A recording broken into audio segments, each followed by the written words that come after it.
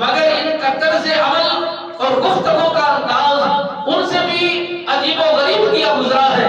تو حضرت محمد مصطفیٰ احمد مجتبیٰ صلی اللہ علیہ وآلہ وسلم سرکار نے جب یہ باتیں دیکھی اور سمجھی، اس کے بعد آپ سرکار نے لوگوں کو تبلیغ شروع فرمائی۔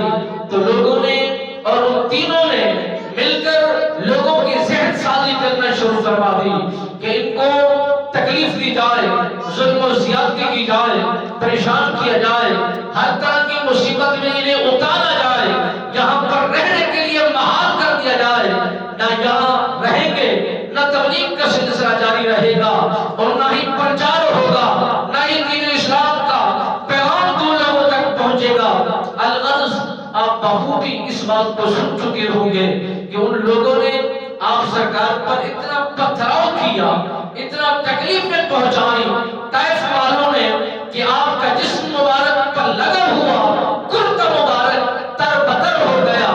آپ کا جسم مبارک کے سے خون کے فوارے نکلنا شروع ہو جاتے ہیں،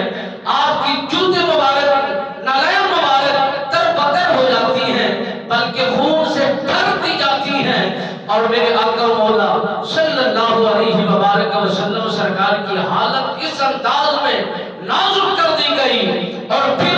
جب وہاں کے لوگوں کا یہ برتاؤ دیکھا، حضرت زید بن حارثہ سے میرے نبی اللہ پاک سرکار نے فرمایا، اے زید، یہاں بھی لوگ بہت ظلم کرتے ہیں، لوگ ہمیں رہنے کے لیے وقت نہیں دیتے،